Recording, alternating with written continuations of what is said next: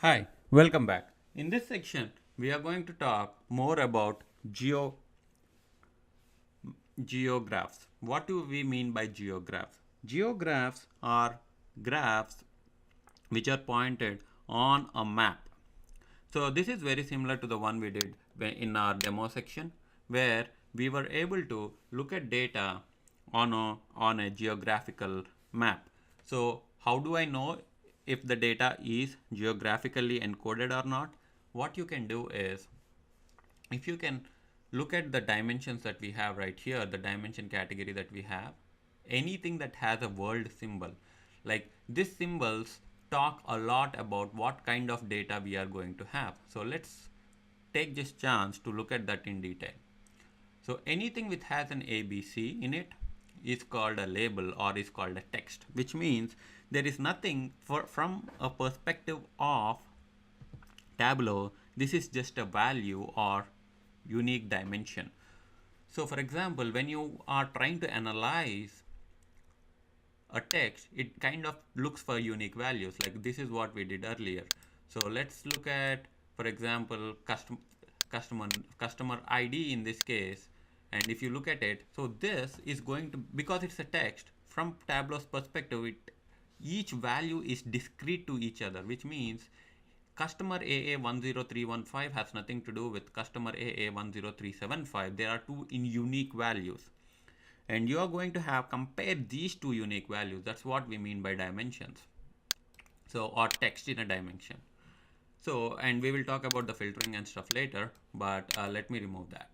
Anything with a date or a calendar kind of symbol, it's a date. This is what we looked about in our earlier section, where when I drag the order date, you by default have a natural hierarchy, year to quarter, quarter to month, month to day. So this is how it basically breaks down. So I'm going to remove that. So anything that has that. So anything that has this world symbol, that is what is a geocoded map. So let's see, let's click on, let's say, country, and let's go to show me. If you can see, when I click on country and show me, there are only two maps that are highlighted. So one is field map and one is symbol map. Field map is where you have the data already filled in. So let's click on that. So if you see right now, most of the sales in this, when you look at the country, is in United States.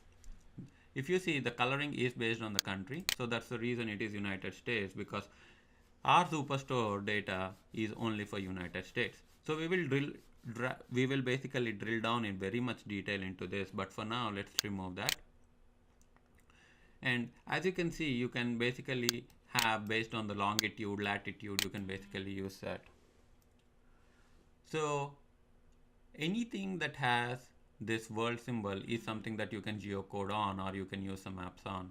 Anything that has a hash, this is a numeric value. Row ID is something that we had in our Excel, which was just a sequential number which had 1, 2, 3. So that's the reason it is there. The reason you will see that in dimensions but not in measures is because each of those are unique values to each other, and so that's the reason you would see it in the dimension.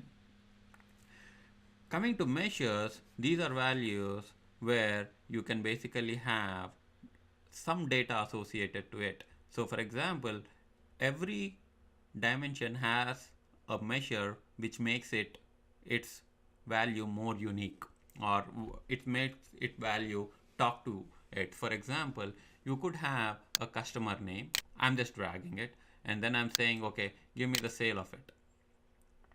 So what is happening in this case is, I'm basically getting my customer name, and I'm basically, let's say I go for a bar graph, and let me, so someone with the customer name Cian Miller is basically making me a total sale of 25,000.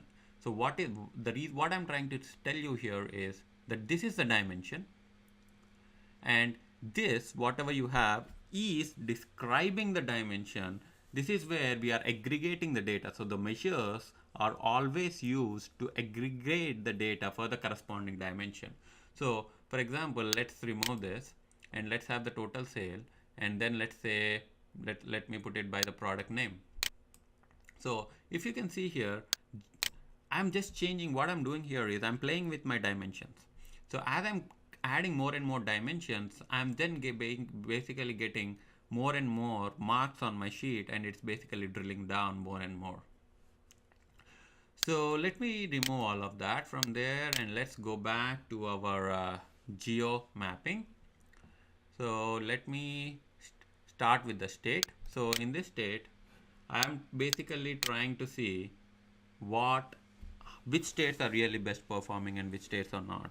So I have state, and now I'm going to basically add some color convention to it based on the sales. So when I add sales to my color, if you can see, this kind of is giving me kind of at a high level what are the states where I'm having more customers or where I'm having more sales versus something that is. So I'm going to have the sale and I'm going to add it to the label so that I know how much I'm doing across. And I'm going to change the color because the colors are like too much light for me. I would like to change it to color blind friendly. So I'm going to edit colors. I'm going to, from the drop down, go and look for some options for 5-step colors, something like orange, orange, white, blue, diverging. So I'm going to use step color. Step colored is basically, it basically divides your color into steps, and I'm going to say apply. So right now when you look at it, you can easily tell that there are two states which are really best performing ones just by looking at it. These are like 310,000 from New York and California. These are really good states that are really good giving you. So this is from a sales perspective. So now let's add another sheet and add something like a profit into there and see what happens.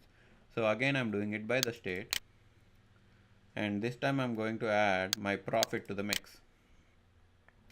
So sum of profit is basically, let me basically in this case, if you see the size of the bubble in this case, like as you can see, the size of the bubble is what is going to make the mark. What was the difference between that we did from the earlier one versus this one is where I was talking to you, going to talk to you about field map. This is where we are filling the entire state, if you can see, with the color, whereas here we are basically filling it with a bubble, or we are basically filling it with the size. So for example, you can go to the shape and you can increase the size of the ones to whatever size you want, and basically see, this is called a symbol map, where we are just trying to map the symbols on each of the data elements, whereas here we are filling it. So let's kind of do a different shape. So we can basically try to change it to whatever formats we want, to whatever sizes we want, and let's try to edit the shape. Let's go to edit sizes, and we want it to be pretty big so that we can easily look at it.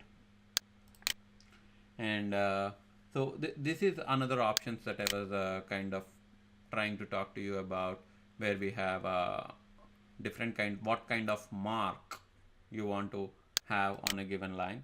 So in this case, like, you can basically play with different kinds of data. When you click line, it's basically going to draw the line. This is interesting. Draw the line based on the thickness to wherever you have the data. So this is kind of different, but it kind of tells you that Texas is not really performing, because if you see, the thickness of the line is going down. And to this, let me add my profit. This is where it becomes really interesting. So if you see, just by looking at this view, you can say that you are really performing really well in these two, because you have high green here and you are losing in here. So, and this is very interesting graph. So you can basically use the marks in a different kinds of ways. You can use squares, for example, to talk about the same stuff, but it's the way you want to use it. Like you can use the area, but I don't think area would be a really good one in this case, because you're your area will always go from bottom to top, and it's not a good one. So you need to pick which one is going to be your best one. So as I said, in this case, line is one of the good ones that I would always do. And the other one, obviously, you can directly move to the field map. The field map is where we would have the map filled rather than having the marks. So what I was trying to tell you here is, we are trying to, let's say we add the sale again, and in this case let's even add the profit. Okay, so this map is talking exactly the same thing as the other map. The only difference we have is the color coding here we did is based on profit, whereas here is just on the sale. So for example, the interesting state in this case is Texas. If you go to Texas, we say that Texas is really performing good in the sale because we had a sale of $170,000. But let's go to the field map where we even added another view or another layer of data where we said, why don't I use my profit share? And this is where, if you see, you can see Texas is actually really one of the bad performing states because we are losing heavily on the profit, where you can see, as you can see, the profit here in this case is 25,000 negative. So let me change this to the same color that we had earlier. I normally use the red, white, green diverging. That way it's pretty evident. So this is one place you can directly say, okay, there are few states that are really badly performing. So it depends on what you really want to communicate, and how you want to do that. So as I said, the same map, let's basically use the same color convention across, and let's kind of see how different they are. So I'm going to go here, I'm going to change this to red, white, green diverging. So okay, let me make sure it's the same thing across.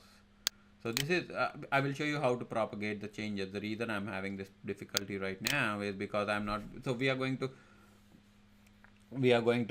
not here in this case. The reason we didn't have that, the other one is we wanted to use the step color. So the moment I put the step color, and I'm using red, white, green diverging, later we will talk about how to propagate the changes across. So I'm going to use the same, and I'm going to right click and say edit colors.